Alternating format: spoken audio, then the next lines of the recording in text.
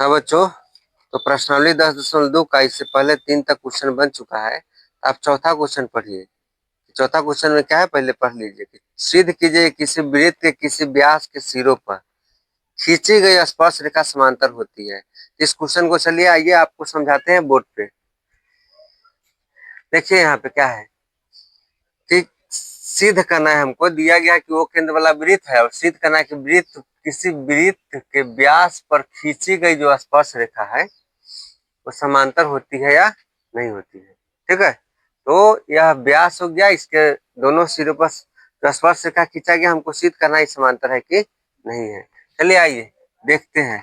ठीक है, इसका नाम भी कुछ रख दीजिए, ए बी और फिर सी और डी, और इसका नाम रख दीजिए ओ केंद्र वाला, इसका नाम रख दीजिए पी और इसका नाम रख दीजिए क्यू। ठीक है, नाम रखा गया। अब समझिए, ठीक है, हम सबसे पहले क्या करेंगे यहाँ पे, ए बी क्या है, किसी स्पर्श रेखा है, ए बी स्पर्श रेखा है, तो इसको लिख लिए। ठीक है, अच्छा प्रमेय 10.1 में आप लोग को पढ़ाए थे कि केंद्र से जाने वाली जो रेखा, केंद्र से गुजरने वाली रेखा स्पर्श बिंदु पर जहां पे मिलती है, स्पर्श रेखा के बिंदु पर, वह क्या होती है, लंब होती है।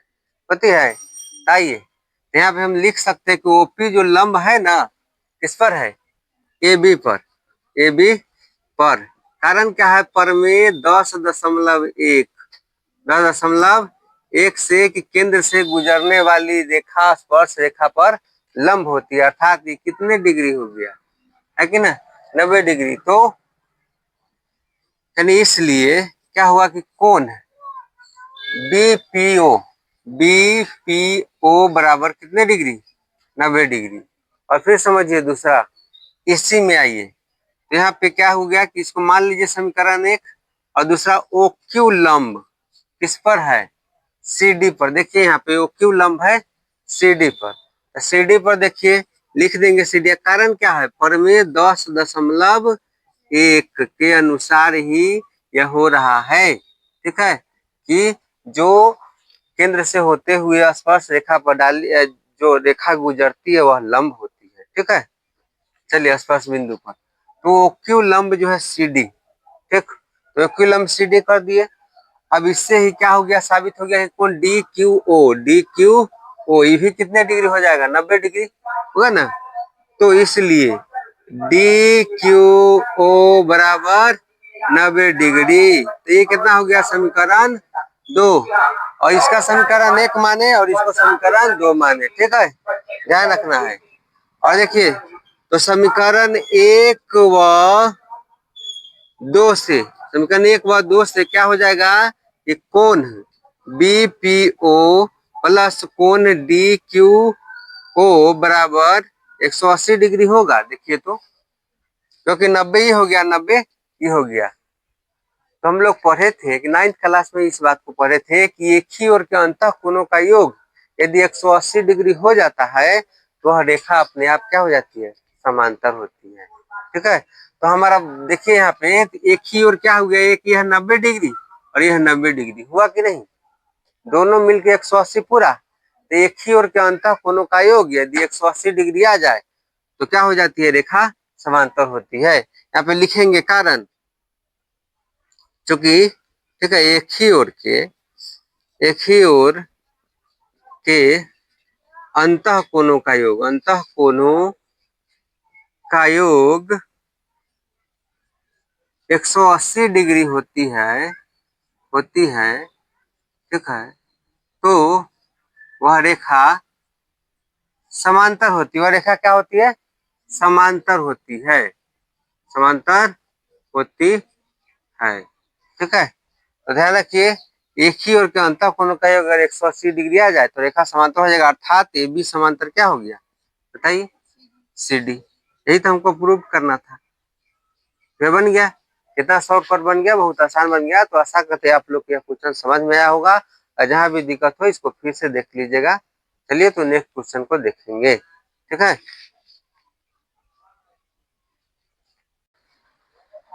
तो देखिए बच्चों, आप लोग चौथा क्वेश्चन तक समझ चुके हैं। अब पांचवा क्वेश्चन समझिए। पांचवा क्वेश्चन कहता क्या है, कहता है कि सिद्ध कीजिए कि स्पर्श बिंदु से स्पर्श रेखा पर खींचा गया लंब वृत्त के केंद्र से होकर गुजरती है। तो आपको यह पांचवा क्वेश्चन क्या करना है, समझना है इसको, पांचवा क्वेश्चन।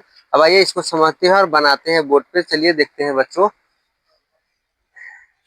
आइए बच्चों, क्या पांचवा क्वेश्चन है कि माना कि ये भी पहले तो जो दिया है वो लिखेंगे, ठीक है। कह रहा कि एक जो वृत्त है, ठीक है, उस वृत्त के स्पर्श बिंदु से स्पर्श रेखा पर खींचा गया लंब वृत्त के केंद्र से होकर गुजरता है, ठीक है। तो पहले हम लोग क्या किए, एक चित्र बना लिए, ठीक है, वो केंद्र वाला वृत्त का चित्र बना लिए। और मान लिए कि भी एक स्पर्श रेखा है और पी इसका स्पर्श बिंदु है, ठीक है। और पहले से ही कह रहा है कि इस पर लंब जो डाला गया है वह लंब होता है कि नहीं, तो जो पहले से दिया है उसको ओपी लंब बना दिए, है कि नहीं। अब आइए, तो जो माने हैं सब यहाँ पे लिख दिए, ठीक है। और यहाँ पे रचना में क्या करेंगे कि इसको साबित करने के लिए अलग से हमको O dash P, O dash P लंब डालना होगा ए बी पर, ए बी पर जो केंद्र ओ से गुजरता है। कहाँ से गुजरता है, केंद्र ओ से गुजरता है, ठीक है। तो इसको इतना बात ध्यान रखना है कि ओ से, केंद्र ओ से गुजरता है, ठीक है। कौन बोला, ओ पी, जो हम लोग रचना किए हैं ओ डैश पी, या ए से गुजरता है। ये ध्यान दीजिए, यहाँ पे गुजरता है तो पी लंब ए बी क्या है, यह दिया है, यह क्या है, दिया है। समझिए यहाँ पे समीकरण क्या मान लेंगे, इसको एक मान लिए, ठीक है। और समझिए फिर आइए, हम रचना भी तो किए है ओ डैश पी लंब, ओ डैश पी लंब किस पर, ए बी पर। ये समीकरण 2 आ गया। ये किससे आया बच्चे, रचना से आया, ठीक है। किससे, रचना से। जो हम रचना किया है ना वो रचना से आया। तो अब सुनिए, समीकरण 1 व समीकरण 2, समीकरण 1 व समीकरण 2 से क्या सिद्ध होता है, बताइए। कि ओपी या ओ डैश पी दोनों ही लंब किस पर है, ये बी पर है, और दोनों केंद्र से होकर ही गुजरती है ना। तो जब केंद्र से होकर गुजरती है तो हमको सिद्ध हो गया कि नहीं, सिद्ध हो गया ना कि स्पर्श बिंदु से स्पर्श रेखा पर खींचा गया लंब वृत्त के केंद्र से होकर गुजरती है, ठीक है। इससे सिद्ध होता है कि अतः समीकरण 1 व 2 से क्या हुआ कि ओ पी और ओ डैश पी संपाती है। क्या है, संपाती है। अर्थात संपाती का मतलब होता है कि दोनों बिंदु एक ही ओर से गुजर रहा था, जबकि हम माने थे, लेकिन दोनों एक ही रेखा से गुजरने वाली रेखा था, चाहे ओ डैश हो चाहे ओपी हो, ठीक है। तो ओ डैश पी और ओ डैश ओपी और ओ डैश पी क्या है, संपाती है। अतः इससे सिद्ध होता है कि, इससे सिद्ध होता है कि, ठीक है, जो क्वेश्चन में दिया है उसको उतार लीजिए। सिद्ध होता है कि स्पर्श बिंदु से स्पर्श रेखा पर खींचा गया लंब स्पर्श बिंदु से, स्पर्श बिंदु से स्पर्श रेखा पर खींचा गया, स्पर्श रेखा पर खींचा गया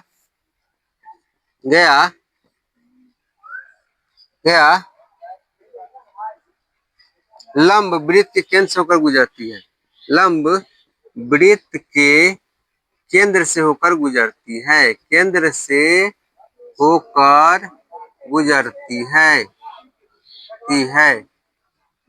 तो बच्चों यह 2 लाइन का ही क्वेश्चन था। एक मेन की जो दिया था, जो हम रचना किए वो, बाकी तो ओपी डैश दिया ही था, और एक रचना कर दिया और इसे दोनों से साबित कर दिया कि दोनों संपाती अर्थात दोनों रेखा एक ही है, ठीक है। इससे सिद्ध हो गया कि इसे स्पर्श बिंदु से स्पर्श रेखा पर खींचा गया लंब वृत्त के केंद्र से होकर गुजरती है। तो आशा करते हैं आपको यह क्वेश्चन बहुत अच्छा से समझ में आया होगा। चलिए तो नेक्स्ट क्वेश्चन देखेंगे। आइए बच्चों, तो अब 5 तक तो क्वेश्चन आप लोग समझ चुके हैं। 6 नंबर का क्वेश्चन समझिए। करा एक बिंदु ए से जो एक वृत्त के केंद्र से 5 सेंटीमीटर की दूरी पर, कितने दूरी पर है, 5 सेंटीमीटर की दूरी पर, वृत्त पर स्पर्श रेखा की लंबाई 4 सेंटीमीटर है, तो वृत्त की त्रिज्या ज्ञात करना है। इस बार जो है बहुत आसान क्वेश्चन पूछ दिया त्रिज्या। चलिए बच्चों तो आपको समझाते हैं, समझिए। आइए, हमको पहले क्या कह रहा है कि 5 सेंटीमीटर दूरी पर एक वृत्त से एक रेखा खींचा गया है। वृत्त से दूरी पर एक स्पर्श रेखा खींचा गया है जिसकी लंबाई है 4 सेंटीमीटर और केंद्र से जो ए बिंदु तक ले जो रेखा खींचा गया है उसकी लंबाई है 5 सेंटीमीटर। तो बच्चों इस आकृति से ही पता चलता है कि यह जैसे ही हम केंद्र से स्पर्श रेखा को मिलाएंगे तो यह क्या बन जाएगा, त्रिभुज बन जाएगा। तो हमको इसमें त्रिभुज वाला सूत्र का प्रयोग करके काम करना होगा कि नहीं करना होगा। तो समझिए 6ठा नंबर क्वेश्चन।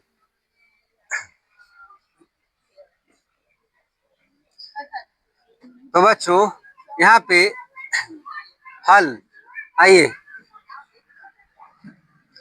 ए बी बराबर कितने सेंटीमीटर है 4 सेंटीमीटर और ए ओ बराबर कितने सेंटीमीटर है 5 सेंटीमीटर।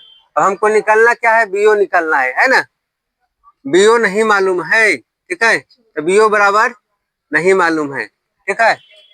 अब सुनिए, करना कुछ नहीं है, पाइथागोरस प्रमेय पर जाइए, ये सारे क्वेश्चन का आंसर निकल जाएगा। यानी त्रिभुज ए ओ बी में, ठीक है, कौन नियम से, तब पाइथागोरस प्रमेय से, प्रमेय से, जैसे कि आप लोग जानते हैं और पहले भी बता चुके हैं, पाइथागोरस प्रमेय होता है कर्ण के स्क्वायर बराबर लंब के स्क्वायर प्लस आधार के स्क्वायर के योग के बराबर, ठीक है। यहाँ पे हमको निकालना क्या है, लंब निकालना है। तो लंब बराबर क्या होगा, कर्ण के स्क्वायर में से घटाना होगा कौन चीज, आधार का स्क्वायर। किसका स्क्वायर, आधार का स्क्वायर। चलिए तो देखते हैं, लंब मेरे पास बीओ है, क्या है, बीओ बराबर कर्ण कितना है 5, 5 के स्क्वायर होगा और माइनस आधार कितना है, कर्ण 5, हाँ, और आधार किस इसमें कितना मान लेंगे ए बी यानी 4 का स्क्वायर, ठीक है। तो कर्ण के स्क्वायर माइनस आधार का स्क्वायर यानी बीओ बराबर, ठीक है, 5 25 माइनस 4 चौका 16 रूट अंडर, ठीक है। तो बीओ बराबर कितना होगा, 25 में से 16 घटेगा तो क्या आएगा, 9 आएगा। तो 9 आएगा, वो भी रूट में आएगा। और 9 का वर्गमूल होता है क्या, तो बीओ बराबर 9 का वर्गमूल 3 होता है। हमसे पूछ रहा था कि त्रिज्या का मान बताइए, वृत्त की त्रिज्या ज्ञात कीजिए, अर्थात ओबी। तो यह ओबी भी तो क्या है, वृत्त की त्रिज्या ही है। तो वो भी हमको निकल गया, त्रिज्या 3। हमसे यही पूछ रहा था, यह हो गया आंसर। तो बच्चों आशा करते हैं कि यह क्वेश्चन भी आप लोग को समझ में आ गया होगा। बहुत ही आसान क्वेश्चन था, ठीक है, और शॉर्ट था।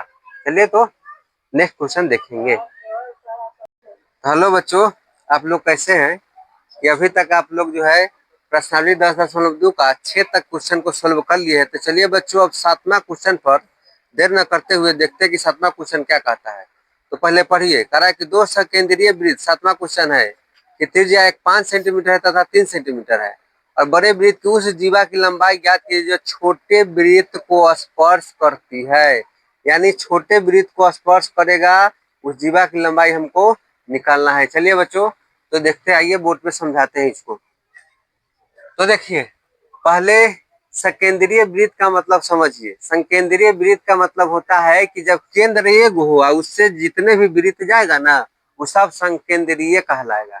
तो संकेंद्रीय वृत्त का मतलब यही होता है कि जिसका केंद्र एक हो, चाहे आप वृत्त जितना मन हो उतना खींच सकते हैं, ठीक है। अब सुनिए, अब क्वेश्चन में हमको कह रहा है कि एक जो संकेंद्रीय दो वृत्त बना है उसमें से बड़े वृत्त की त्रिज्या जो था 5 सेंटीमीटर और छोटे वृत्त की त्रिज्या था 3 सेंटीमीटर। और क्वेश्चन में ये भी कह रहा था कि एक स्पर्श रेखा गुजर रही है, यानी स्पर्श रेखा छोटे वृत्त को स्पर्श करती है, यानी जीवा ही हुआ और यह स्पर्श रेखा भी हुआ। ध्यान दीजिए इधर, ठीक है। तो यह जीवा भी हुआ और स्पर्श रेखा भी। छोटे वृत्त के लिए यह स्पर्श रेखा हुआ और बड़े वृत्त के लिए जीवा हुआ, ठीक है। तो आपसे यही पूछ रहा है कि उस जीवा की लंबाई को बताइए, ठीक है। चलिए बनाते हैं। तो जो दिया है, पहले वृत्त की त्रिज्या 5 सेंटीमीटर, छोटे वृत्त की त्रिज्या 3 सेंटीमीटर, ठीक है, दे दिया है। अब आइए, यहाँ पे गौर करने योग्य बात है, यह छोटा सा त्रिभुज बन रहा है और इसमें क्या करेंगे, जैसे त्रिभुज में इस भुजा की लंबाई निकाल लेंगे, इतना ही बड़ा तो इधर भी बचेगा भुजा, तो 2 गुना कर देंगे तो नहीं निकल जाएगा। तो इसीलिए कहते हैं, सुनिए, आइए त्रिभुज ए ओ पी में, है ना, तो क्या करेंगे, पाइथागोरस प्रमेय से, पाइथागोरस प्रमेय से, ठीक है। इसमें क्या है, कर्ण दिया है, लंब भी दिया है, हमको निकलना क्या है, आधार निकालना है, ठीक है। तो आधार निकाल लेंगे, है कि नहीं, आधार निकाल लेंगे, आधार निकालते आइए, यानी आधार बराबर क्या होता है, रूट अंडर कर्ण के स्क्वायर माइनस किसका स्क्वायर, लंब का स्क्वायर, यही बात है, ठीक है। आधार बराबर कर्ण के स्क्वायर माइनस लंब के स्क्वायर रूट अंडर, ठीक है। तो आधार मेरे पास नहीं मालूम है, आधार निकालते हैं, ठीक है। कर्ण क्या है, 5 का स्क्वायर, लंब क्या है, 3 है, 3 का स्क्वायर।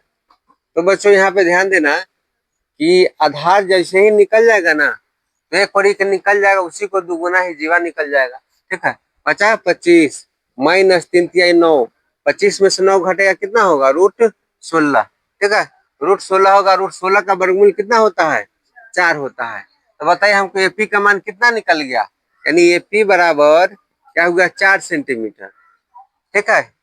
और हमको ये बी जो है, ए बी जो है एपी के 2 गुना है, एपी के क्या है, 2 गुना है, ठीक है। तो ए बी बराबर जो हो जाएगा, एपी के 2 गुना है ना, एपी के 2 गुना है, ठीक है। तो एपी मेरे पास कितना आया है, 4 सेंटीमीटर आया है, तो 4 गुने कितना होगा, 2 होगा, 4 दूनी कितना होता है, 8, यानी हमारे पूरा जीवा जो था ये बी, इसकी लंबाई 8 सेंटीमीटर आंसर हो गया। तो बच्चों आप लोग को यह समझ में आया होगा, और अगर कहीं डाउट हो तो इसको फिर से दोबारा आप लोग देख सकते हैं। तो चलिए नेक्स्ट क्वेश्चन पर चलेंगे, ठीक है, तो देखते हैं बच्चों, आइए 8वां क्वेश्चन देखते हैं। इसमें कह रहा है कि एक वृत्त के परिगत एक चतुर्भुज एबीसीडी खींचा गया है, यहाँ देख रहे हैं कि एबीसीडी खींचा गया है चतुर्भुज, ठीक है। तो हमको सिद्ध करना है कि AB प्लस CD बराबर AD प्लस BC, जिसमें आकृति भी दिया गया है, जैसा आकृति देख सकते हैं 10.12। चलिए बच्चों, तो इसको आपको समझाते हैं, देखिए ध्यान दीजिए, ये हमको दिया क्या है, पहले वह लिखेंगे, ओ केंद्र वाले वृत्त के परिगत एक चतुर्भुज एबीसीडी खींचा गया है। एबीसीडी है वृत्त के परिगत, मतलब होता है बाहर से, ठीक है। अंतर्गत कहेगा तो अंदर से, और परिगत कहेगा तो बाहर से। तो इसमें क्या कह रहा है कि परिगत क्या है कि एबीसीडी एक चतुर्भुज खींचा गया है, तो खींच दिए, है कि नहीं। अब हमको सिद्ध करने के लिए क्या दिया, AB प्लस CD अब बराबर होना चाहिए AD प्लस BC। तो बच्चों आप लोग से गुजारिश करेंगे कि अभी तक अगर प्रमेय 10.1 और 10.2 नहीं पढ़े हैं तो इसको पढ़ लीजिएगा, क्योंकि यह पूरा चैप्टर उसी 2 प्रमेय पर आधारित है। तो आइए यहाँ पे देखते हैं क्या कि P और S क्या है, यह स्पर्श बिंदु है, क्या है, स्पर्श बिंदु है ना। तो हम लोग प्रमेय पढ़े थे 10.2 कि वृत्त पर बाह्य बिंदु से खींची गई जो स्पर्श रेखा होती है उसकी लंबाई क्या होती है, बराबर होती है, ठीक है। प्रमेय 10.2 में हम लोग पढ़े थे कि वृत्त पर बाहरी बिंदु से खींची गई स्पर्श रेखा की लंबाई क्या होती है, बराबर होती है। तो आइए यहाँ पे क्या होगा, ये P बराबर एस, देखिए ध्यान से देखिए, अभी तो एक बिंदु है, इधर स्पर्श रेखा और इधर स्पर्श रेखा जो जा रहा है, ये दोनों बराबर होगा कि नहीं होगा, एपी बराबर एसी। मान लिया समीकरण एक का प्रमेय कैसे, 10.2 से, ठीक है। इसी तरह आइए यहाँ पे भी P स्पर्श बिंदु है और Q भी स्पर्श बिंदु है, इस तरह से क्या होगा, BP बराबर BQ, BP बराबर BQ, ठीक है। इसी तरह लिख देंगे, सिर्फ इसी तरह BP बराबर BQ, यानी समीकरण क्या हो गया, 2। कारण ये भी क्या होगा, प्रमेय 10.2 से, ठीक है। अब आइए ऊपर आइए, ठीक है, इस कोना में, तो इस कोना में भी एक बिंदु से दिखाई दे रहा है, इधर भी इधर गया था, स्पर्श रेखा ना है। चलिए ध्यान दीजिए, इसी तरह, ठीक है, CR बराबर क्या होगा, CQ, प्रमेय 10.2 से, प्रमेय 10.2 से, ठीक है। फिर पुनः इसी तरह ध्यान दीजिए, जब सी आर बराबर क्या हो गया, सी क्यू हो गया, तो बचा क्या, एक ही बचा, यानी डी आर बराबर डी एस हो जाएगा, है कि नहीं। एक ही बचा, डी आर बराबर डी एस, डी एस समीकरण 4। एक बात और गौर कीजिएगा बच्चों कि जैसे हम एपी बराबर एस लिए है ना, तो दूसरा बार इधर वाला ही लेना, जैसे बीपी बराबर बी क्यू, फिर जैसे हम इधर के लिए ना सी आर बराबर सी क्यू, तो फिर जैसे इधर जाएगा उधर से भी इधर ही आएगा, है ना। तो पहले जैसे ये वाला पहले लिखे वैसे ही ये वाला भी पहले लिखना है, ताकि जुटेगा दोनों, है कि नहीं। सी आर बराबर डी एस। आइए अब समीकरण 1 2 3 4 से, समीकरण 1 2 3 और 4 को जोड़ने पर, 4 को जोड़ने पर, ठीक है, जोड़ने पर, आइए देखते हैं जोड़ने पर क्या होगा। तो एक बात और नया चीज सीख लीजिए कि कभी भी समीकरण को जोड़ना है ना, तो दाहिना बगल को दाहिने में और बाया बगल को बाया में जोड़ना है, ठीक है। जैसे देखिए A P plus B P plus C R plus D R, इधर का इधर ही जोड़े और दाहिना पक्ष को दाहिना ओर जोड़ेंगे, जैसे S plus B Q plus C Q plus में डी एस होगा। अब सुनिए, एपी और बीपी कहीं पे मिल रहा है, हाँ मिल रहा है। देखिए एपी और बीपी क्या मिलेगा, ये दोनों मिलके क्या बनेगा, ए बी बनेगा। हमें ये दोनों के जगह पर क्या लिख सकते हैं, ए बी लिख सकते हैं, ए बी, है कि नहीं। और फिर प्लस सी आर और डी आर मिलके क्या कुछ बन रहा है, देखिए तो सी आर और डी आर मिलके, तो ये दोनों मिलके क्या बन रहा है, सी डी मिल रहा है। अब आइए ये इस दोनों का भी काम यहाँ आ गया, सी डी। चलिए आइए इधर देखिए, एस और बी क्यू मिलकर कुछ बन रहा है, एस और बी क्यू नहीं बन रहा है, ठीक है। चलिए एस के साथ कौन मिल रहा है उसको खोजिए, एस के साथ हमको डीएस मिल रहा है, यहाँ पे ध्यान दीजिए, एस के साथ डीएस मिल रहा है। यह दोनों मिल के क्या बना रहा है, एडी बना रहा है, बना रहा है ना एडी, यहाँ पे एडी लिखेंगे, ये दोनों मिल के, ठीक है। एक और बात ध्यान रखिए, बी क्यू और सी क्यू, बी क्यू और सी क्यू, ठीक है, ये दोनों मिलके क्या बना रहा है, बीसी। तो यहाँ पे क्या लिख देंगे, बीसी लिख देंगे, ठीक है। तो आगे पीछे लिखने से कोई दिक्कत नहीं है, हमको यह देखना है कि हमको ये दोनों किसको दोनों जोड़ के एक हमारी रेखा पूरा हो जा रहा है, इसको देखना है, ठीक है। चलिए आइए यहाँ पे देख लिए, तो ए बी बराबर सी डी बराबर ए डी बराबर बी सी, यही तो सिद्ध करना था, है ना। आ गया ना, तो बताइए कितना सिंपल तरीके से आ गया। तो बच्चों यह रहा आपका 8वां क्वेश्चन का आंसर, और जो सिद्ध करना था सिद्ध किए, ठीक है। हम आशा करते हैं कि आप लोगों को यह क्वेश्चन बहुत बेहतर ढंग से समझ में आया होगा, ठीक है। तो चलिए नेक्स्ट क्वेश्चन को देखेंगे, ठीक है।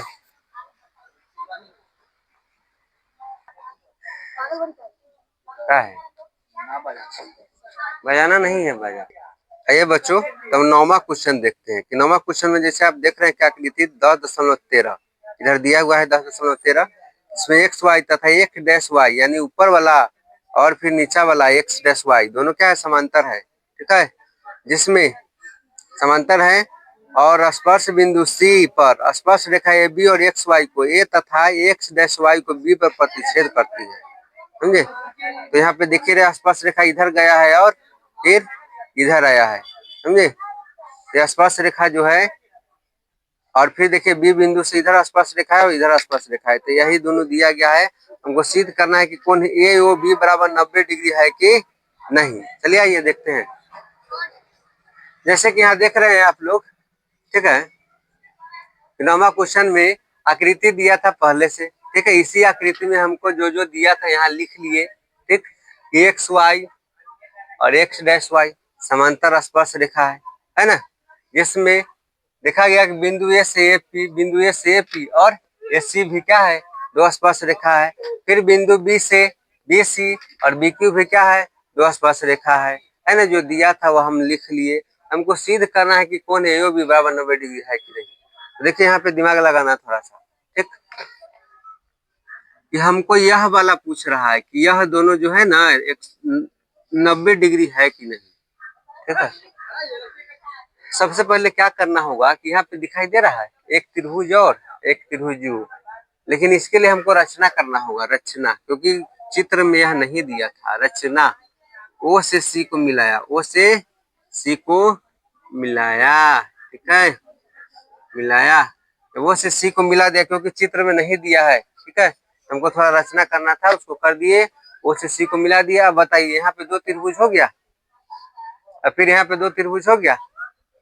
इसी तरह से यदि हम 9th क्लास में आप लोग पढ़े होंगे सर्वांग समता का नियम, सर्वांग समता का नियम, ठीक है, क्या करेंगे, इस त्रिभुज को इस त्रिभुज से सर्वांग सम कर देंगे, ये कोण ही कोण बराबर होगा, फिर इस त्रिभुज को इस त्रिभुज का सर्वांग सम कर देंगे तो ये कोण ही कोण बराबर होगा। चलिए प्रक्रिया को समझिए ध्यान से, ठीक है, ध्यान दीजिए इधर, आइए देखते हैं। तो त्रिभुज POA और त्रिभुज COA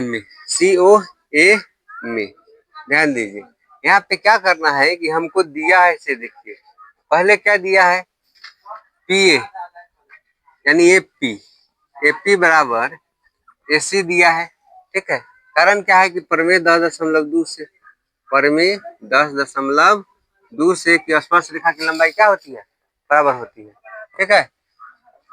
और दूसरा देखिए, फिर आइए इसी में AO क्या है, दोनों त्रिभुज में है, AO बराबर AO यानी उभयनिष्ठ है, क्या है यह, उभयनिष्ठ है, ठीक है।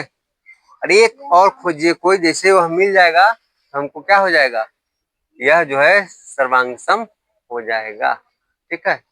यहाँ पे ध्यान देने योग्य बात है, केंद्र से स्पर्श रेखा पर डाला गया क्या होता है, लंब होता है, हाँ, तो लंब होता है, समझे, केंद्र से स्पर्श रेखा पर डाला गया जो, केंद्र से स्पर्श रेखा पर जाने वाली जो रेखा होती है वह लंब होती है। 10.1 पर में आप लोग को समझाए थे। आइए ये भी लिख देंगे कि PA यानी OP बराबर क्या हो जाएगा, OC हो जाएगा, कारण पर में 10.1 से, 10.1 से, ठीक है। हाँ ये जब दो, अब क्या हुआ, RHS नियम लगेगा, कारण होगा यहाँ पे 90 डिग्री, ठीक है, यहाँ पे क्या कारण होगा, 90 डिग्री, सुनिए ध्यान दीजिए थोड़ा सा, ठीक, OP बराबर OC या बराबर 90 डिग्री, ठीक है, यानी लंब है प्रमेय 10.1 से, ठीक। तो आइए अब क्या हुआ, RHS नियम, R मतलब जो 90 डिग्री का कोण होता है उसको R से सूचित किया जाता है, RHS नियम से क्या होगा, त्रिभुज POA सर्वांग सम, ठीक है, त्रिभुज COA होगा, है ना, जब इतना हो गया, ठीक है, जब त्रिभुज सर्वांग सम का मतलब होता है कि सर्व जोर अंग सम, सर्वांग सम मतलब सभी अंग समान, तो ये कोण के बराबर ये कोण होगा, ये कोण के बराबर ये कोण होगा, ये कोण के बराबर ये वाला कोण होगा, अर्थात कोण POA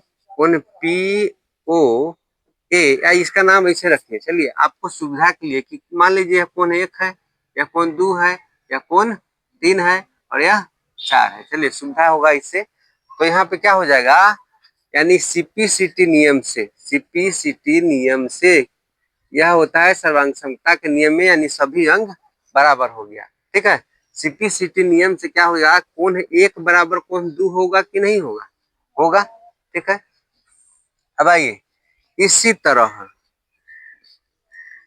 तरह जो है त्रिभुज इस दोनों को ले लेंगे, ठीक है, बार बार हमको इस तरह यह सब लिखने की जरूरत नहीं है, ठीक है, जब जान गए कि यही चीज तो यहाँ भी है ना, तो जो जिस तरह से इसको सर्वांग किए उसी तरह इसको भी सर्वांग कर देंगे, है कि नहीं। तो देखिए इसी तरह त्रिभुज QOB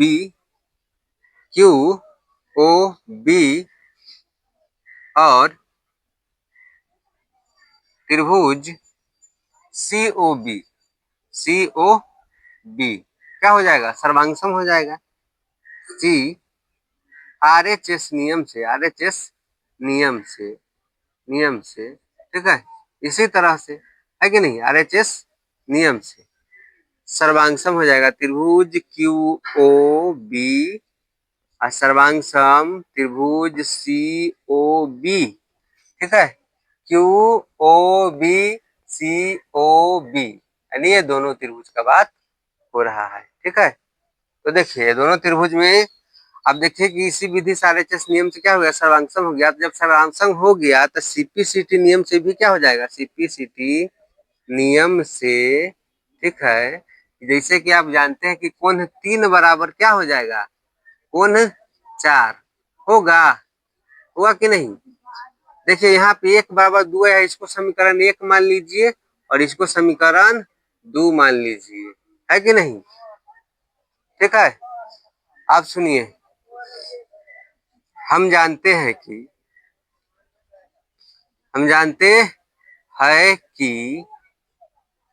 एक सरल रेखा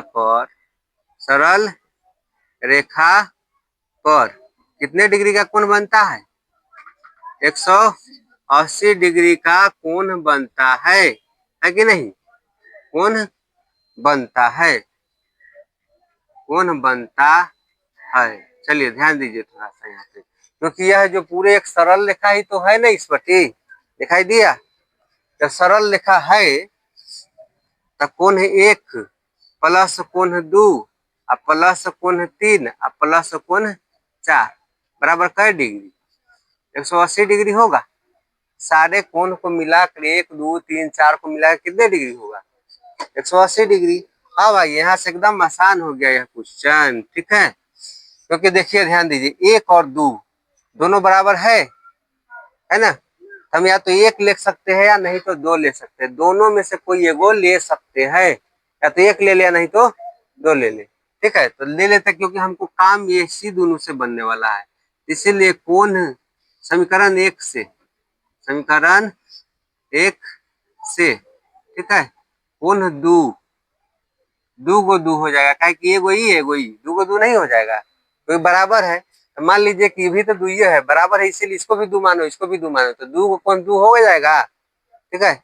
अब आइए 1 और 2 से एक बार लिख लेते हैं, 2 बार लिखने की जरूरत नहीं है, 1 और 2 से, ठीक है। तो 2 में क्या था, कोण 3 बराबर क्या था, कोण 4 था, हमको जरूरी है 3 का, देखिए ध्यान से एकदम पूरा माइंड में फिट हो जाएगा, ठीक है। कोण 3 बराबर कोण 4 है, तो जैसे ये है हम 3 के काहे ना ले लेंगे, 4 के जगह पे भी क्या करेंगे, कहेंगे कि 2 गो 3 3 हो गया, क्या तो प्लस 2 गो 3, क्या अब बराबर यह दोनों मिला के क्या है, 180 डिग्री है, कितना डिग्री है, 180 डिग्री है कि ना।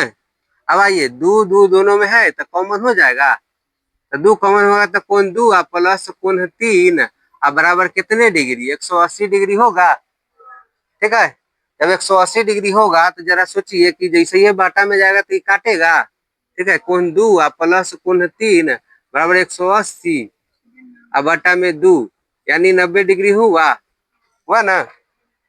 और 2 और 3 ही तो हमारा AOB है, चला है ना, 2 और 3 ही हमारा क्या है, कौन AOB है, तो अर्थात अतः, ठीक है, कोण AOB बराबर कै डिग्री आया है, 90 डिग्री आया है, यही हमको क्या करना था, सिद्ध करना था, ठीक है। तो लिख देंगे प्रूव्ड, आंसर यही हो गया। तो बताइए यह क्वेश्चन आप लोगों को समझ में आ गया होगा, ठीक है। अगर नहीं आया होगा तो इसको फिर से दोबारा देखिएगा। तो चलिए बच्चों, तो हम नेक्स्ट क्वेश्चन की तरफ चलेंगे। चलिए हम आशा करते हैं आप लोग को यह क्वेश्चन समझ में आया होगा, ठीक।